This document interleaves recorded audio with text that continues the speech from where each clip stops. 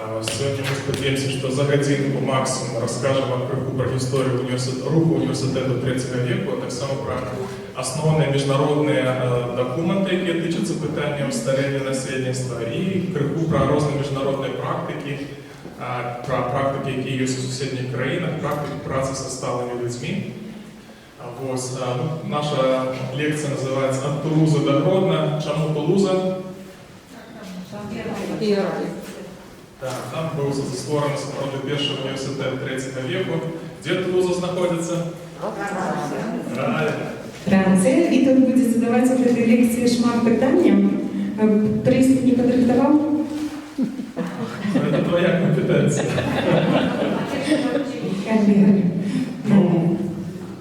Мы шукали здибок университета, знайшли ось такі. Невідомці це все університет, це тільки частка університету, але це достатково старий університет, заснований ще у середніх стагоддях у Франції. Ось працюючи до этого часу, і навідав його в стінах, чоловік, якого прозвище було П'єр Вела.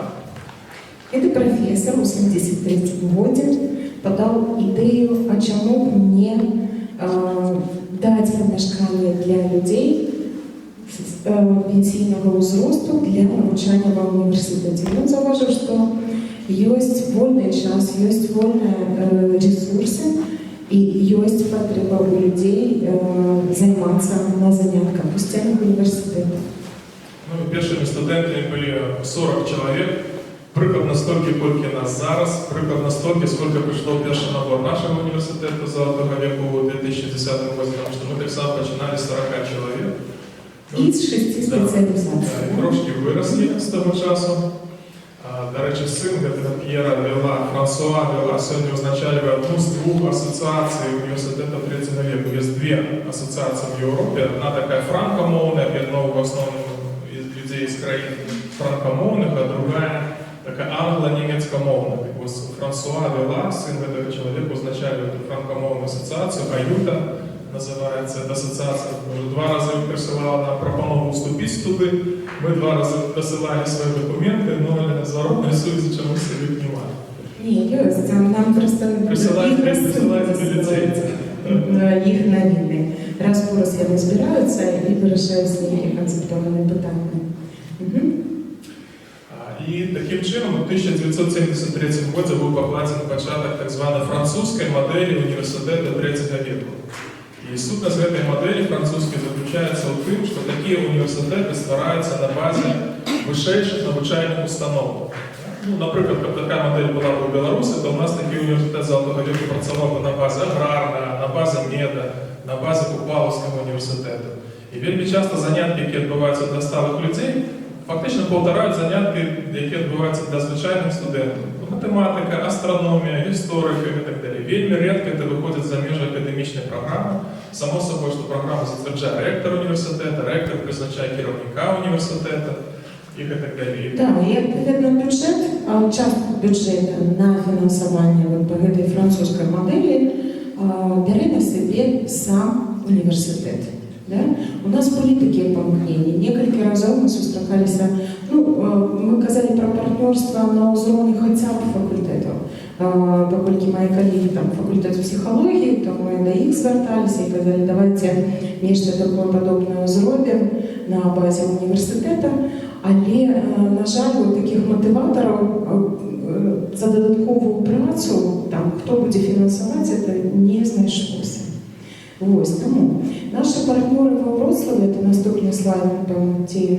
Окей, давай тоді коротко про які моделі існують. Чим займаються студенти французьких університетів?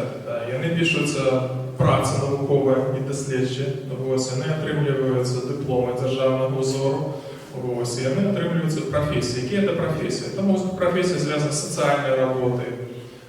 Наприклад, рихтують людей, які затим можуть займатися опікою ще більш сталих людей. Рихтують консультанти, які можуть працювати в різних інформаційних центрах, консультаційних центрах і так далі. Тобто тут ухил зроблений на те, що люди на виході отримують некую додаткову професію, дякуючи якої вони можуть протягувати своє активне життя у громадстві. Ось, це сутність французької моделі. Ще раз нагадаю, що головна характеристика – це прив'язка до вищої навчальної установи. Представим вам У Львові так само. така модель, да? На базі університету. Ці не прив'язані і до університету, і до громадської організації. Там змішали. Ага, змішали. Є ще два чоловіки, яких ми хочемо вам сьогодні представити. Це Пітер Лассер і Нік Коні. Це британці, які в 1981 році у Кембриджі організували дискусію. Да? Собрали в університеті студентів, викладчиків, активних сталих людей, які розмовляють про те, а чи не треба нам догнати Францію, да? яка ще в 1973 році створила щось для сталих людей, а в Британії не було. І ось по виниках цієї дискусії у Кембриджі в 1981 році літом возник перший британський університет 3-го віку. Ну і як ви думаєте, яка специфіка британской модели? Общественная. Что общественное? Это нам громче. Ну, она, так сказать, не привязана к какому-то определенному университету, все, а организаторы как бы сами по себе, без... То есть мы кажем, коли кажем про громадскость, да, про громадскую инициативу, это обов'язкова инициатива, яка йде знизу.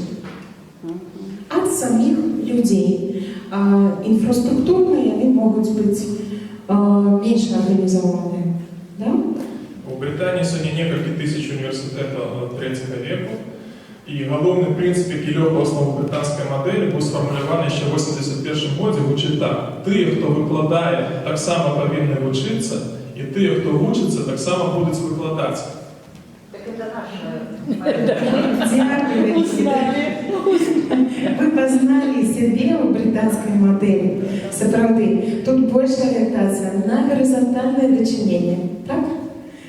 Не на строгую вертикаль и так далее. Ну, у нас такая смешанная модель. Да.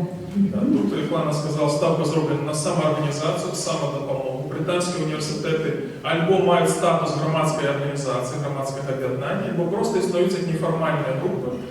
Ніхто не затверджує програми їх навчання, вони самі визначаються. Наприклад, у наших партнерів з Беконсфілда один з самих популярних курсів – це курс по гульні в покер.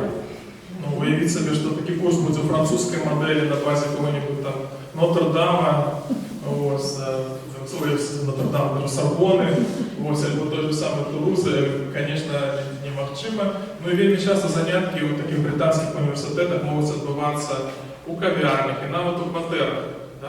Пам'ятаєте наші партнери з Беконсфілда, де зустрічалися? Так, вони збиралися у квартирах, їм не треба шукати ресурси на оренду помешкання, і вони прийняли рішення зустрічатися у квартирах. Может быть, у них трошечку больше места у их домах, в квартирах, где можно собраться. Вот. И в этом сутность британской модели. Инициатива снизу, меньше организована, и альбо на базе громадских объединений. Будем рухатися криху ближей до наших межаў. На гэтым здымку вы бачите Галину Шварц. Это инициаторка створения першого польского університету 3-го веку, до речі, вельми цікава особа, удзельнічала активно у подіях Другої Сусвітньої війни, воювала супроти фашистів, брала активний уділ у супротиві, і затим стала професором, доктором медицини, геронтологом, одним з перших у Польщі геронтологів, і менавіта вона у 1975 році ініціювала створення у Польщі Варшавського університету 3-го веку на базі Варшавського університету. Поляки вельми гонораться її постаттю. До речі, Польща стала третьою країною в Європі після Франції. Після Франції була Бельгія, і Польща стала третьою, де возникли такі університети. Після Вроцлава наступний університет був створений, після Варшави наступний був створений у Вроцлаві. Этот университет является нашим давним партнером. Менавіта сяброўства з гэтым універсітэтам і поездки туди у 2010 году розпочалася історія нашого університету. І калі недавно вже, здається, на самой справі пройшло досить шмат років, ми їздили до їх на 40-годці хіба. Ні, 3 года прошло. 30. Нет, На 40-годці 40. університету, да. Я тоже все забыла. Ось, і гэты Вроцлавскі універсітет якраз дзейнічае па французскай мадэлі. Ён базуецца на базе Вроцлавскага дзяржаўнага універсітэта. Праграма зацвярджаецца рэктарам, таксама рэктар прызначае кіраўніка гэтага універсітэта. Ось, фінансує у великій ступені так само університет діяльність університету 3 віку. Так, менавіта з поїздки в Вроцлавський університет і почалася наша історія. Да? Спочатку Вітер там побував, поглядів, поперекладав для інших студентів, так? І потім ми зібрали ініціативну групу, поїхали в Вроцлав і поглядели, як у них все організовано. Потім ще були кілька поїздок. Потім ми спланували з нашими партнерами з Вроцлава і з України кілька міжнародних проєктів. Їх до себе запрошали. Ну і так от почалася історія університету Золотого віку. Глухородні, першого університету у Білорусі. Вертаючись до Польщі, скажемо, що в Польщі сьогодні більше за 700 таких університетів. Тільки у тим Вроцлаві, які ми згадували, зараз існує 13 університетів, на базі фактично усіх навчальних установ вони створені. Ну, це така странна статистика, я не відаю, може бути більше. Я справді, що вчора. Вчора 700? Так, більше 700, так. Ось. І в Польщі діяльничають університети як по французькій моделі, так і по британській моделі. Наприклад, ми співпрацюємо вже кілька років з університетом 3 віку Соколки. Це сусідній городок, за межою одразу. І вони діяльничають британська модель. Вони створили громадське об'єднання сталих людей, назвали себе університет 3 віку. І менавіта так діяльничають. У Польщі можна сказати, що більшість таких університетів працює по такій схемі, фактично, як ми. Ось як університету Соколці. Університети в Польщі вельми серйозно підтримуються державою, є фінансування по лінії самої держави, міністерства. І плюс у кожному місті, в кожному воєводстві є ще спеціальні програми, які адресовані на те, як такі університети отримують спеціальні гроші на свою діяльність. Вот. Ну, плюс невеликі гроші платять так само самі студенти. Ось, і в цьому плані польський університет розвивається вельми динамічно. Да, тут важно вот такое стратегичное мышление и усведомление эффектов от того, что сталые люди, когда вышли на пенсию, они могут быть великим корыстным ресурсом у разных сферах. Так? И вот этот ресурс применять для развития громадства. Тому они активно стимулюють розвиття університету 3 віку в Польщі. Є ще одна модель, яка називається канадська-американська, і американці навіть претендують на те, що менавіто вони були починальниками руху університету 3 віку, тому що в 1962 році в Нью-Йорку був створений університет едукації пенсіонерів, і вони вважають, що це була перша така едукаційна пляцовка. Європейці не погоджаються з цим, тому що в цьому університеті спочатку рихтували людей, які могли б далі навчати сталих людей. Это не была пляцовка для звичайних сталих людей, тому європейці оспречують факт, що з Нью-Йорку сопроводилися, але американці вважають, що вони були починальниками.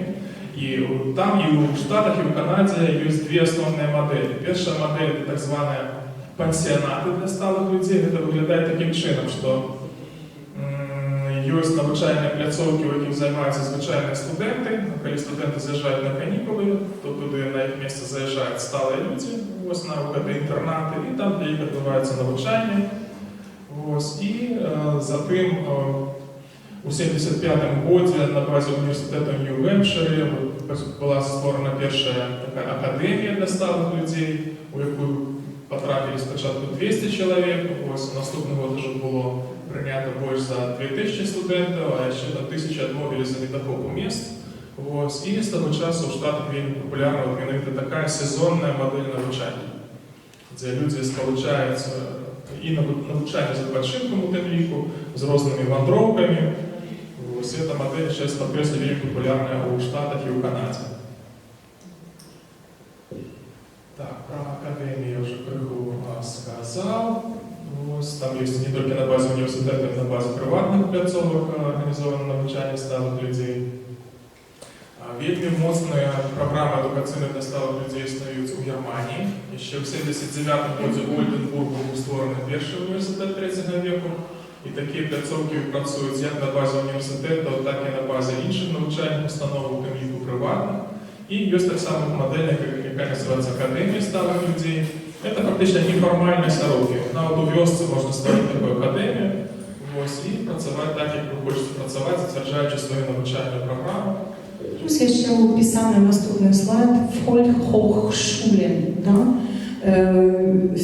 Система народных школ, которая стала активно у Німеччини розвиватися після скончання Другої світової війни, так, я розумію? Вона розвивалася ще й далі, з Другої світової війни. Активно розвиватися, так.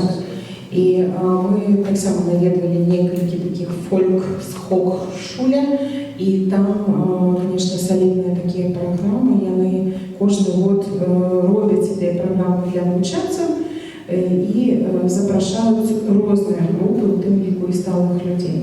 Да. Ну, такі толсті талмуди, пропанови різних курсів, спеціалізацій, в тим ліку і професіональна адукація, там, для того, для утікачової адаптації, вивчення мови і так далі. Ось вписано в цю систему народних школ навчання. У Германії існує система університету, або народних університетів, або Volkshochschulen, про які Олена каже, є міжнародна асоціація, яка має представництво у нас у Білорусі. Да, мы колись, у нас есть, як эта программа называется, где мы заявку подавали, где нужно стажировку организовать. Ну, неважно, короче, есть у Беларуси такая программа, где можно запросить эту стажировку, але нам там пока что не отказали. Мы хотели поехать в Гетеборг. Мост, ти можеш? Да, мост, программа «Мост». И мы хотели собрать группу и там поглядеть, как организована праца у этой народной школы. Ну, прошло несколько годов, нас пока что не запросили, не знаю. Ну, отменностью вот этих народных школ заявляется то, что они не специализованы только на навчании сталых людей. Тут приходят люди разного возраста. Да. И в одной аудитории могут быть молодые люди, старые люди, люди среднего века и так далее. Там нема таких специализованных групп только для сталых людей. Інша справа, що часом це так натурально формується, наприклад, на ту ж саму скандинавську ходьбу, ходять в основному люди більш старого віку. Да? Здарається, що там в групах є люди молодейшего віку. Ну, мы пока что не выпрацовали такой, я скажу не про нас, а персонально про себя, такой однозначной позиции на конт группам. Да? Это могут быть только группы, у которых выходит у складе один узрост, представники одного узроста, або это для того, как стимулировать совесть разных поколений, то формуються різні групи. Тому що у нас був досвід, коли з молодими ми вирішили організувати кілька курсів. Наші студенти сказали, мені там некомфортно, давайте вот как-то. Хотя, с другого боку, хотелось бы не створать какие-то такие осередки, вельми уже закрытые, спознавать, чим живуть молоді, мінятися досвідом. Ось, тому ми у рамках університету стараємося стимулювати і між такі поколенчі, там кінопрогляди, які такі мероприємства. Это такое было отступление. Давайте пойдем далее. Господи, Південна Америка.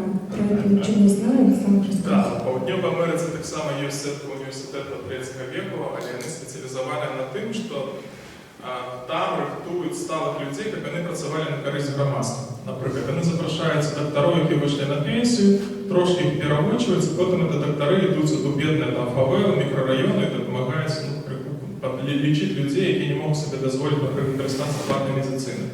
Наприклад, наставники, пенсіонери так само допомагають безплатно за тими волонтери людям з бідних сім'ї підтягувати уровень едукації. Тобто тут фішка цієї південноамериканської моделі якраз з'являється заангажування сталих людей для праці на користь громадства.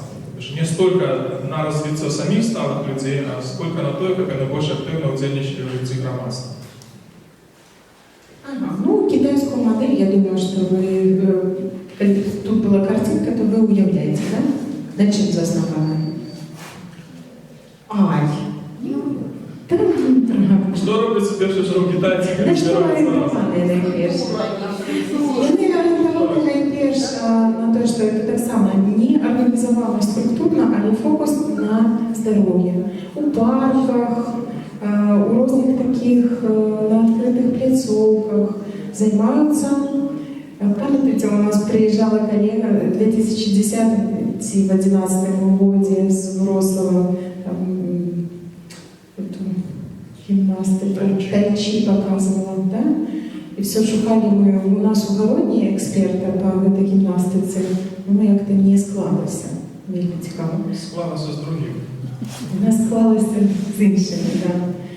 Це все, що на оздоровлення, все прямо модель на этом засновані. Да, китайцы в основном думают про здоровье. В первую очередь, китайский университет как раз связан с тем, что там люди занимаются физической активностью и подтримкой здоровья. Да, мы тут написали, что то есть от китайців запозичили і ми. У нас достатково шмат є курсів накерованих на розвиття здоров'я. Ну і тут коротка історія білоруських університетів Золотого, Третього і ще якого у нас є. Тут я все перші дати позначені красовик 2010 года. Я вот сегодня зашел в аудиторію і бачу вот банер університет 3-го віку при Союзі поляків у Гроді. Да? Треба дати належність, що справді перша едукація з того, що ми собралися у лютым невеличкой группой с 6-8 человек, такой инициативной группой, поговорили про то, хотели бы мы у себе поспробовать что-то створить такое, потом с Соковиком мы съездили у Вроцлав, поглядели, як там все працює. Ну, і от 20... Знаєте, була директорка державної установи, я таку історію часто розповідаю, і вона навідувала в Вроцлаві різні курси і казала, ну я не розумію, чому він називається так, у нас же це все є. У нас все точно такое же. І тяжко було потлумачити, що насамперед є різниця. Але пройшов тиждень, і в опошній день я вам сказала, я зрозуміла, в чому різниця. У нас делается все для, а у них с ними. И вот этот вот месседж, который ключевое поведомление, ничего для нас без нас, да,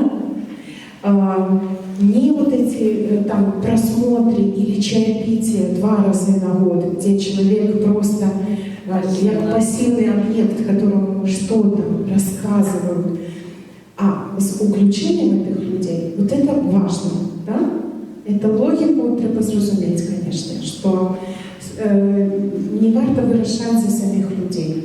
Вони ліпше ведають, що їм потрібно. Ось, і перший набор ми зібрали якраз на базі центру «Спектр». У центрі города 40 чоловік, було 6 спеціалізацій і почали. Чому у нас більше наборів, ніж годов? Тому що в одному році було 2 таких набори, ми коротенькі їх зробили. Ось, потім на базі територіального центру соціального обслуговування насильництва в місті Бресті так само був заснований у 8 інститут третього узросту. Потім ми брали з Мінську на стажировку у Вроцлав коллегу нашу Тетяну Балєнко, да? І в 2013 році був створений Мінський університет третього узросту. Він так само зараз працює. Про Брест не знаю, вони діють на базі ТЦСОНа і у рамках яких-то особливих гурточків, мені здається. Ну, тут можна казати про таку свою особливу білоруську державну модель університету 3-го віку, тому що у Білорусі ці університети почали створятися, ну, вони не називаються університетами, але навчальні пляцовки створюються на базі територіальних центрів соціальної допомоги населенню. У якості платної послуги, там гроші невеликі, але тим не менше. Ось, там є свої обмежування, але от для Білорусі з боку держави прийнята така стратегія, наше міністерство, ну, скажімо так, не надто зацікавлено тим, як розвиваються інші едукаційні пляцовки для сталих людей. Тому що вони кажуть, що ми це самі робимо, ми це контролюємо. Ось, ну, але там є... Ну, хто в цьому випадку платить, скажіть, коли вас кажуть, що послуги там достатково танні. Хто платить? Государство это кто? Налогоплательщики. Да. Там невысокие кошти за кошт того, что держава компенсує достатково шмат. Там, їм не треба, як нам, платити вельми великі гроші за оренду, за комуналку і так далі. Ось, значить, працягуємо нашу. Я тільки скончу цю ідею, що, в принципі, держава розглядає такі едукаційні пляцовки, як соціальні послуги. Да? Тільки як соціальні послуги. Ми розглядаємо такі пляцовки значно шире, ми кажемо про те, що тут можна отримати і інтелектуальну активізацію, і включати сталих людей в життя громадства, і боронити які права і інтереси сталих людей.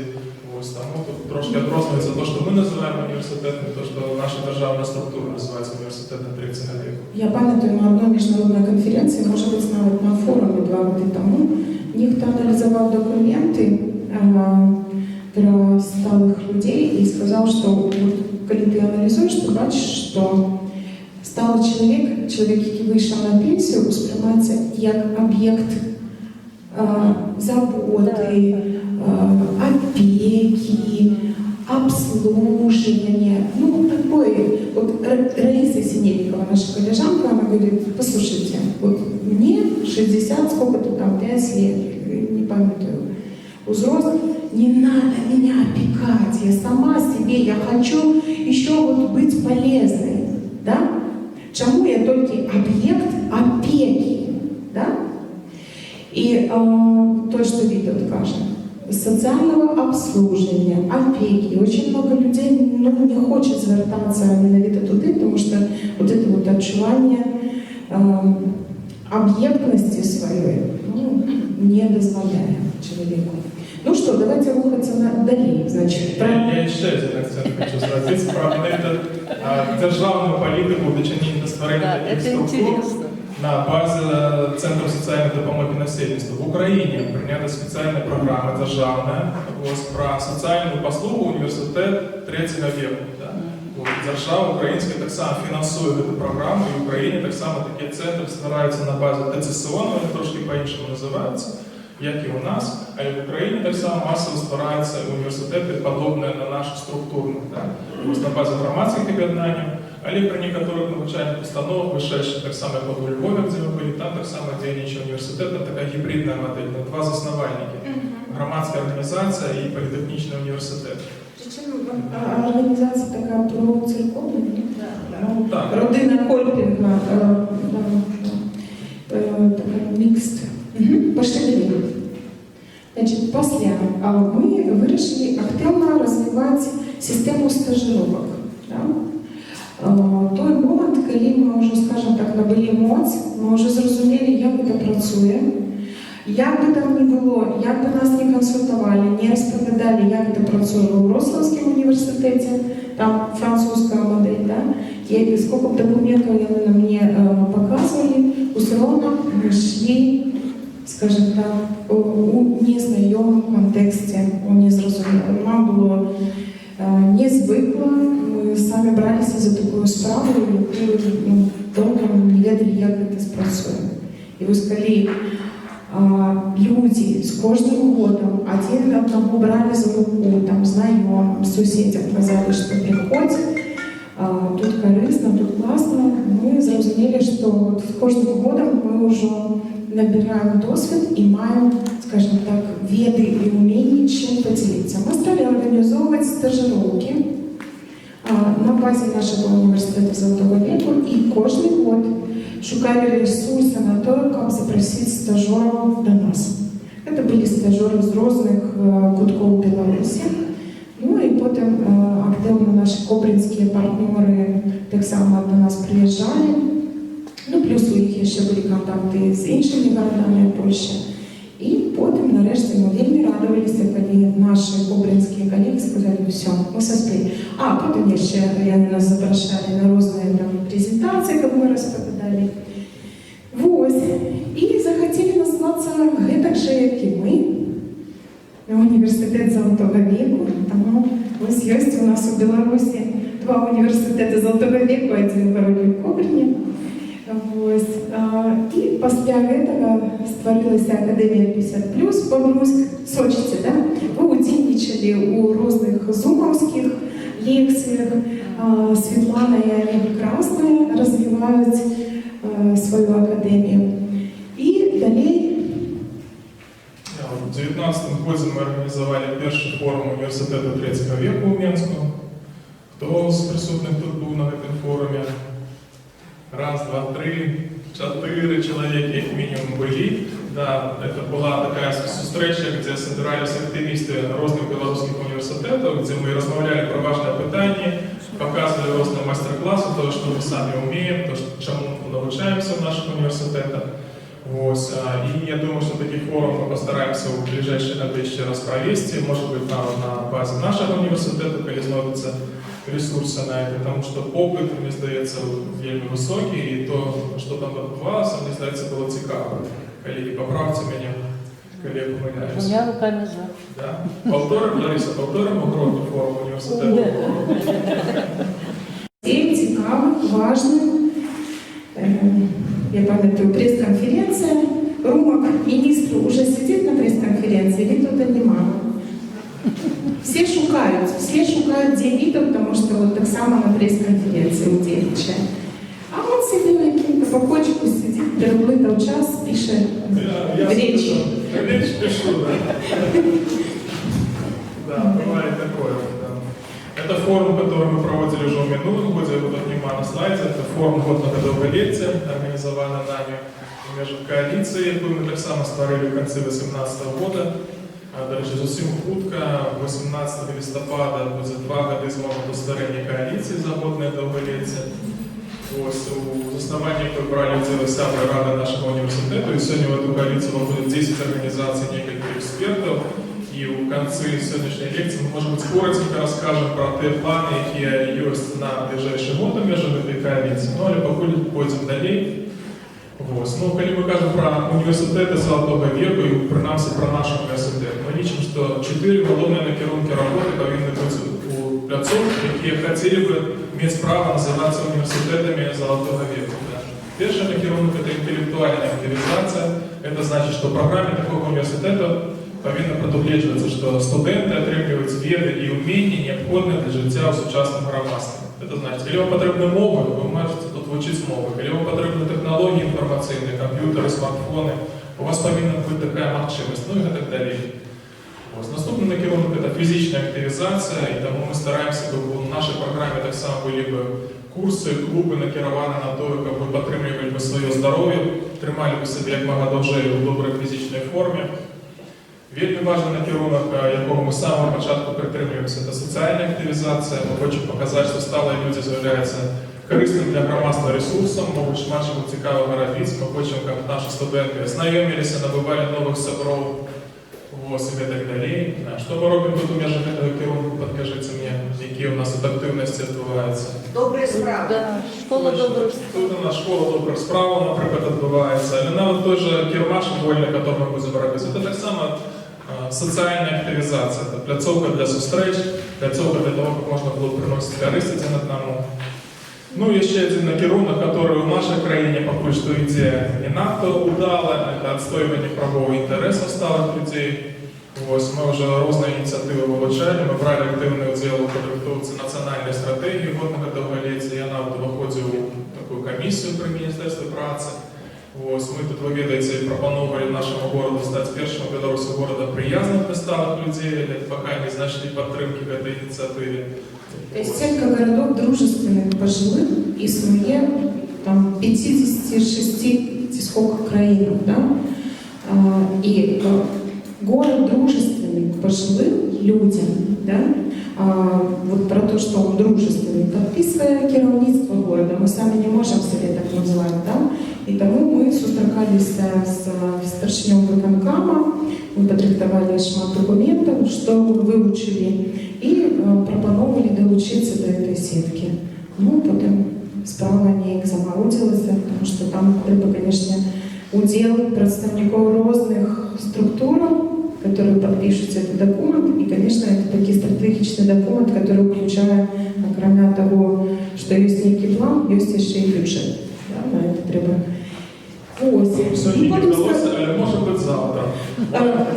Ну, я ще раз нагадую, коли ви загуглите і поведете у нас на сайті, так само є ця інформація. Ми брали інтерв'ю, ми робили дослідження, що ви так само, там є удільники цього інтерв'ю, у самих вас запитували, що треба зробити у городі, щоб він став сябровським до сталих людей. Ось. И вы там называли и скамейки, и освещение, скамейки с этими самыми, со спинками, осветление, потому что это небеспечно. У нас есть шмат таких темных районов в городе, у нас есть места, ну вот на припынках, где малыми литерами написано для вас, есть ступеньки, куда подняться, и так далее. Вельми шмат месцев, где я себе, як чоловік, сталого зросту, почуваюся, ну, не вельми комфортно.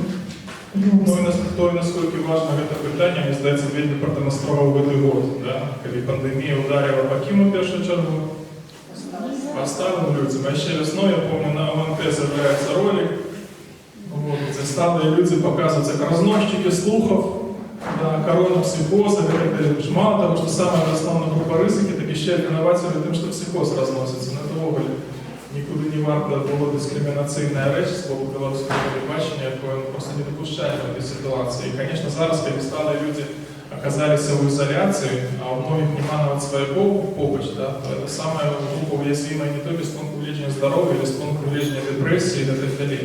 И мы, например, в конце листопада в между коалиции хочем размовлять про то, что мы повинны зараз зробити, тому що другая хвиля пандемії все більше набирає сили, не виключено, що зараз нас знову всіх замкнуть по квартирам, да?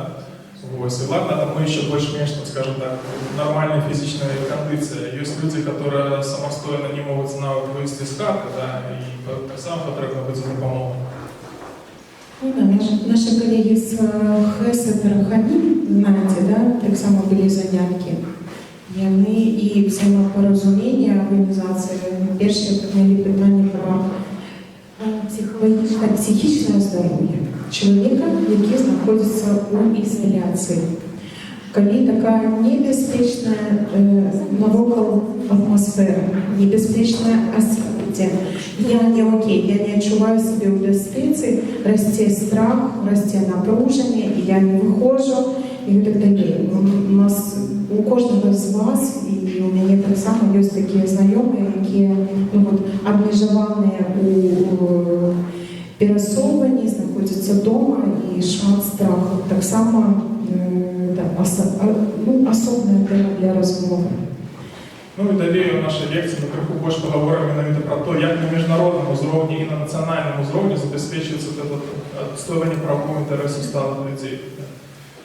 Самый головный документ, яким користуються всі країни, це Мадридський міжнародний план діяння по питаннях старіння, прийнятий ще в 1982 году. Этот план был створений для того, щоб гарантувати, щоб сталые люди во всем свете старели у безпечних умовах, заховували годность и удельничали в житті громадства, володуючи всеми правами человека. Это базовый документ, який підписали всі країни. Конечно, він носить такий необов'язковий характер. Да? Кожна країна кожні 5 років відчитується, що вона зробила в цьому керунку. Но, на жаль, нема механізму обов'язати ту іншу державу, що робити в цьому керунку. Но, тим не менш, рамка є, на этот документ посилатися можна. І ми у своїй праці так само спосилаємося засуди на Мадридський міжнародний план. Там есть 3 основные накерунки. Это сталые люди развития громадства, здоровье и добробут в сталому зрості, і осяроддя, яке підтримує розвиття чоловіка. Вот. І в межах цих накерунків є такі головні задачі, на які орієнтовані всі держави. Це, по-перше, створення ефективних організацій сталих людей. Як у кожній країні були створені організації, які боронили б права сталих людей. Які організації є у нашій країні? Есть советы ветеранов разных узровней. Да? Держава следует этой организации как основного, скажем так, своего партнера. Да? Это не то, что кепско, это не то, что добро, но питание в том, что далеко не все группы сталых людей представляются в этой ветеранской организации. Да?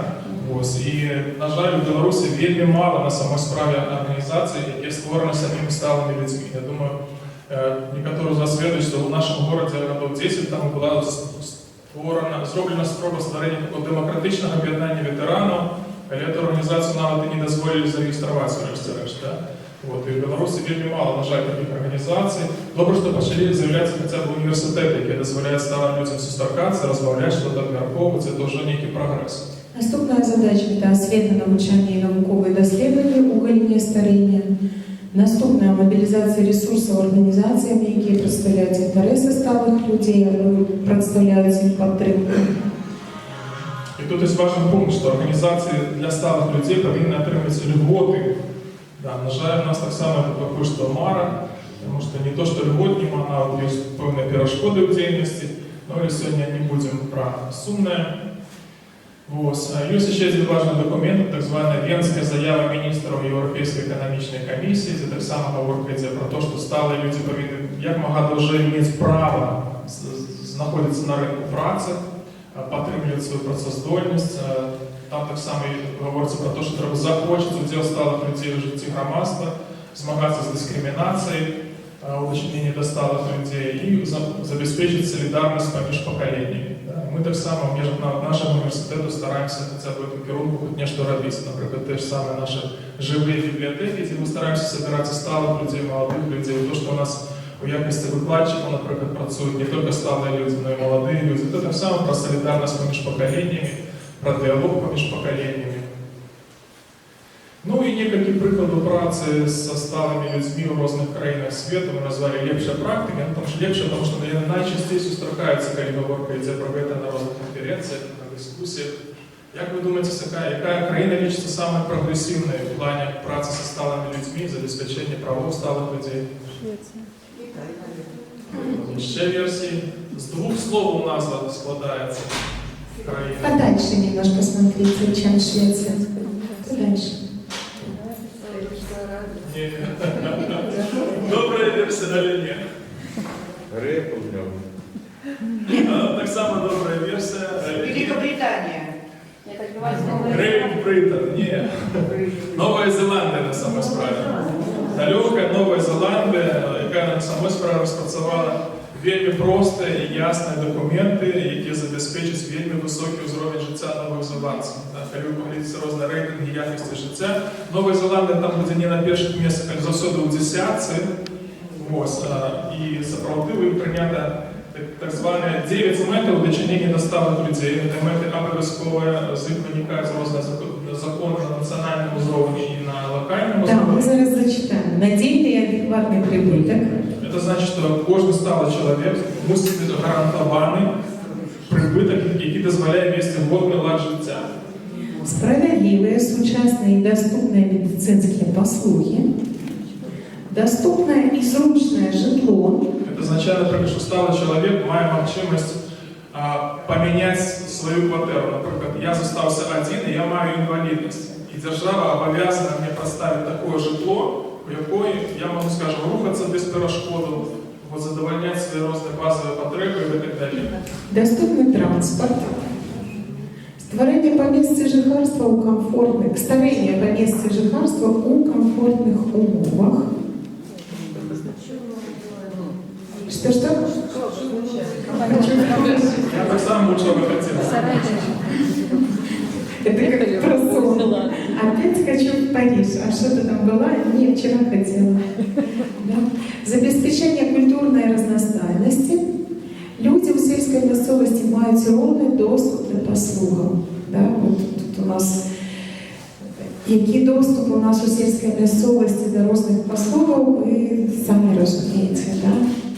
Що у нас люди усіх узростів позитивно ставляться до старения и до сталых людей. Это на год установки. Я не боюсь, потому что мне там безпечно. И викоренення ейджизму. І там усіх форм дискримінації вже було написано. Самое цікаве, пам'ятаєте, у нас ми колись запросили спикера, одна тема була про дискриминацию, эйджизм, что такое? Это экспрование человека. Уметь отрознивать, ведать свои правы, уметь отчувать, когда они порушаются, и уметь их отстоювати. То є саме з дискримінацією. Коли ректорка запитала, чи ви відчуваєте дискримінацію у дочиненні себе там, в різних сферах, про сім'ю спитала і так далі. Більшість наших студентів сказали ні. По різних причинам. Может быть, мы часто не усведомляем, что вот тут нас дискриминовали. Сказали, твой возраст, что вы хотите? почка вам болит, или давление, ваш возраст и так далее. И вот эту вот развивать відчувальність, то, наприклад, у нас один колега розповідав, що поки я був у шпиталі, мені діти зробили ремонт у квартирі. Да?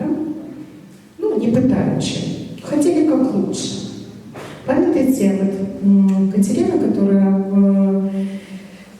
психолог громадского объединения ХЭСЭД, она рассказала про людей с деменцией. Да? И казалось, что нельзя такого робить, когда человек с деменцией, а вы вот взяли, сделали все новенькое, приняли решение сами, потому что не завсёды может сам принять это решение. Но человек не познає. Але навіть, коли ваші діти вирішили щось за вас, без вас, это так само не вельми добре. Так само, может быть, расценивается и дискриминация вас. А вам еще подсказать одну дискриминацию? Давайте. Только повернитесь к другим. Поглядите, как до нас относятся. Когда вот где-то мы читаем что-нибудь, кто кажет, там попала под транспорт, пенсионерка. У нас нема ни имени, ничего другого. Пенсионерка. Все. Это одно. А по-другое. Як любят нас обманывать. Поглядите. Наприклад, дзвонять з утра і починають рекламу якої-небудь там очередной акции. Так? И я пытаюсь, а кто дал вам право вовремя меня потревожить в этот час? А по телефону звонят? Да. Это нормально. То есть кто-то дает ваши номеры, знает, что... На улице закрепливается машина и начинает что-то там такое, простите, упарывать. Потому что я человек в возрасте. Так что у нас это денежно. Да, конечно. На жаль, в нашому громадстві віки шмат. Дякую за коментар. Я ще є коментарі. Виходьте, будь ласка, сюди. Да. Я учила приходить ко мне со всякими продажами, с лотереями и со всем остальным. Очень просто. Очередной раз, когда пришли представители, и молодой такой парень, может даже до 20 лет, я вас поздравляю, не надо, я вас поздравляю, в вашем подъезде праздник, вот презентация, все такое. Говорю, а что вы презентуете? Кастрюлю. Ну давай твои кастрюли. Я взяла, дверь захлопнула и поставила за дверью эти кастрюли. Тишина. Минуты 2-3. Потом стучится. А звонка у меня нет, меня звонки пугают. Стучит. Приоткрываю дверь. Что вы еще что-то хотите предложить? Вы понимаете, это денег стоит. Ну вы же мне подарили. Вы же сказали, подарок для вас. Ну, в итоге я его промурыжила минут 15-20. Я ему отдала, но с тех пор больше ни одного праздника для меня в моем подъезде.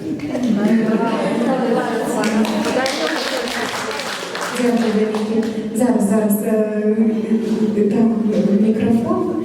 Дякую за ваші приклади. Ми розважали про суб'єктність. Да?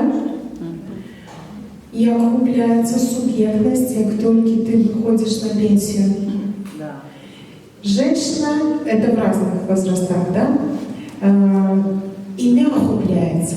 Я весь час удивлялась, что мою маму вот на работе, ее зовут Ирина Валентиновна, да? Я говорю, мама, где твое имя? Все, Валентиновна! Да. Где твое имя? А что такого? А когда ты выходишь на пенсию, вот этот зворот, там, где наша субъектность? Мы же живые люди, которые принимают решения. То есть принимают решения сами за себя. Ну, хочется самому за себя жить своей жизнью, правильно? И вот про эту тему субъектности можно долго еще развивать. Калиласка, у вас вы хотели нечто сказать, да? Я хочу просто, до речі, Я зніму маску тоді. Трошки, до речі, до того, що сказала Лана, що там ремонт зробили, чоловіку стало до віку, він прийшов і не познає свої квартири. Ну, це справді ненормально, бо коли я живу ось в Нідерландах, доводилося шмат працювати обслідувати людей, які знаходяться у домах престарілих там, і так далі.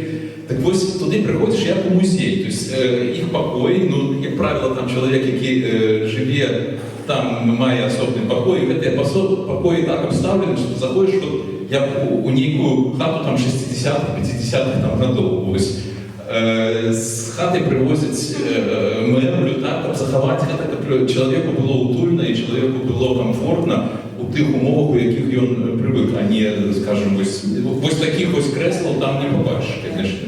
Это нормальное такое ставлення до людей з уліком того, що справді людей, у яких вже починається трошки деменція, це і вогуле ставлення людям, ну, їм некомфортно у занадто модернових умовах. Я розповідала, може бути, наразі, пробачте, я тут цими метафорами, історіями люблю це. Розповідала історію про те, як я запитувала у своєї мами, у мами 1 вересня день народження, і 70 років їй сповнилося 1 вересня. Я кажу: мам, що ти хочеш от на свій юбілей? Вона: не дури мне головы, ничего ей не надо. Такие отказ. Вы тоже так отвечаете, наверное, своим детям, чем вы их ставите в тупик. Вот. Не рекомендую. Я, например, когда у меня день народжения, я пишу: так, мне бы вот список 20 пунктов. Ну, это так самое экологично, погодитесь. Ну, зачем вам, вот, как сказал Жванецкий, только на дне рождения ты узнаешь, сколько всяких могут быть ненужных вещей в мире. Да? Так вот, я у мамы питаю: что тебе? Ничего, да? А потом я говорю: мам, мы все равно же будем набывать. Что бы ты хотела? И знаете, что она попросила? 2 вещи, недорогие. Я говорю: это совсем не юбилейный подарок. Но она говорит: купите мне стремянку. Так, чтобы мне было комфортно там шторы вешать, там еще что-то. Браво, браво. Это первый подарок. А другие — тачку для вывоза мусора. Вот так сломалась. Я спочатку схопилася за серце, думаю: боже, що це за подарок? Я хотела нам ортопедический матрас. А як Баян Ахмеджанова, которая из Казахстана, рассказывала: мы в подарках показываем свои отношения. Да? Что же нам дарит в пожилом возрасте? Что вы дарите, говорит, своим друзьям, подругам, мамам, папам в пожилом возрасте? Халаты, тапочки. Халаты и тапочки — это вот указание через подарок на твою роль, на твое место, где ты должен там быть. И потом я как стала разважать: нормальные подарунки. То есть человек ориентованный на деяние, что им треба что-то грузить, вывозить. Я думала: ну классно, нормальное такое бачение. Ну, конечно, матрас тоже был бонусом, но все-таки она не знала, в чем прелесть ортопедического матраса. Вот. И мы кажем про субъектность у любым узросте. Важно быть субъектом, когда тебя называют по имени, когда ты сам принимаешь решение и так далее. Может быть, мы сохраним эту тему у подкасте нашем, который мы рихтуем. Ну, пойдем далее, да? Є ще пару літеральних прикладів. В Австрії є так званий федеральний акт об сталых громадянах. Что это означает? Это означает, что при Ураде Австрии и при всех локальных самокерованиях есть специальная структура, при Ураде называется Федеральная Рада по отстаиванию интересов сталых людей. Вот эти структуры, які вибираються самими сталими людьми, і просто в этой структурі сталі люди мають можливість відстоювати свої інтереси. Ну і плюс є пряма державна підтримка обов'язково усіх організацій сталих людей.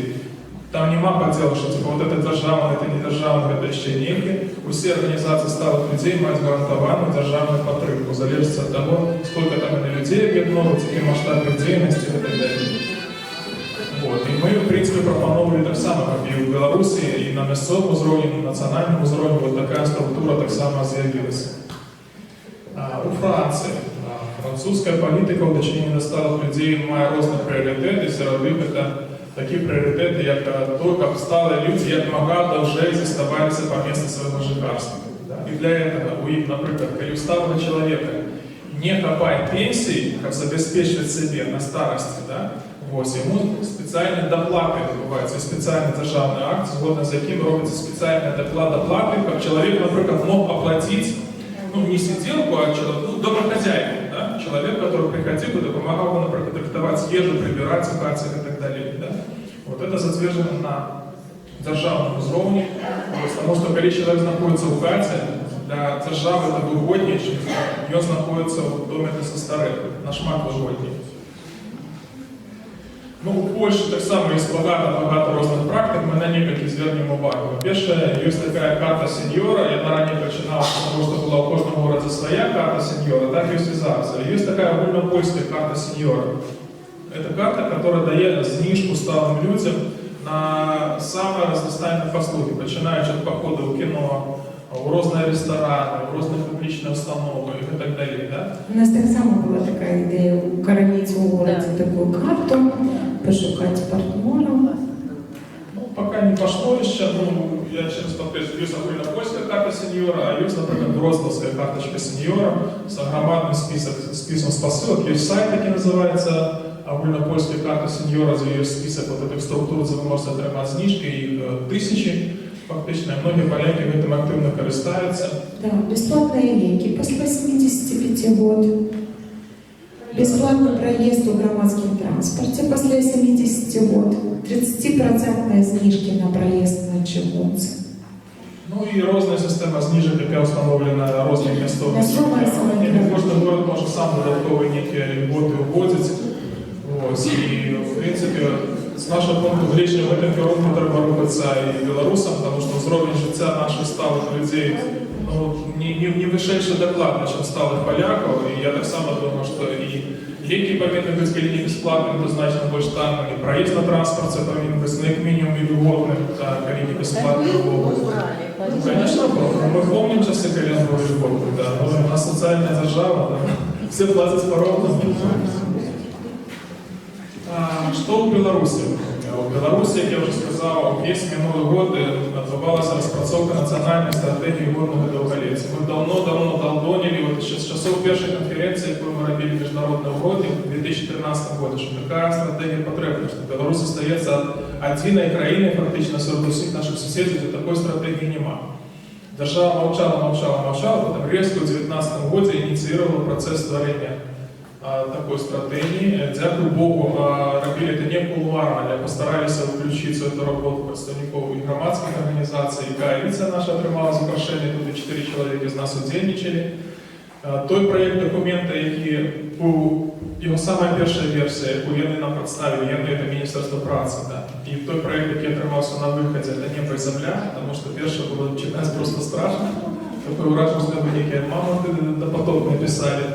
Ось. Дякую Богу, що вони улічили многие пропанови. Просто доручили виконувати эту задачу Мінпраці і соціальної оборони, і часу на виконання було не так шмат, і тому мне вельми подобаються люди, які там в этой робочій групі із Мінпраці, вони вельми активно йдуть на діалог і прислуховуються, там було некілька обміркувань. Що отримається далі, ми не ведаємо. То, що зараз на папері виглядає все достатково добре. Метою цієї стратегії з'являється формування громадства для людей усіх возрастів, створення умов для найбільш повної ефективної реалізації потенціалу сталих людей, полегшення якості їх життя. Там є самі різні задачі, зв'язані зі здоров'ям, з адаптацією до виходу на пенсію. Мы эту презентацию повесим на сайте, вы можете познайомитися більш подробно. На словах виглядає все вельми добре і правильно. Що нас трошки бентежить? Коли ми поглядели план реалізації цієї стратегії, да, то знову ж оказався епізодом. Откази за реалізацію стратегії беруть на себе, складаються на державні органи, громадських ніяких структур, самих сталих людей. Вельми мало, на жаль, присутнича в этом плане. Ось, но беда в тим, що весною цей проект був подиктований, літом повинен бути вже був затверджений урадом. Ось, но до цієї пори нічого з ним не відбулося, лежить где-то там у неким місці. Я думаю, це зв'язано і з політичною ситуацією зараз в Україні, але питання в тому, що деякі речі, які там вже закладені були, то вже можуть потребувати корекції. Тому поки тяжко сказати, коли цей документ буде прийнятий. Тому що 30-й рік наступить швидше, чим можна сподіватися. Да. Ось. Ну, замість підсумування, в этой ситуації що нам зостається? Настроювати будучиню самим старатися створити умови, які будуть полегшати наше життя наших близьких, жити наповниться, ну, як кажуть, живе у ЗВ.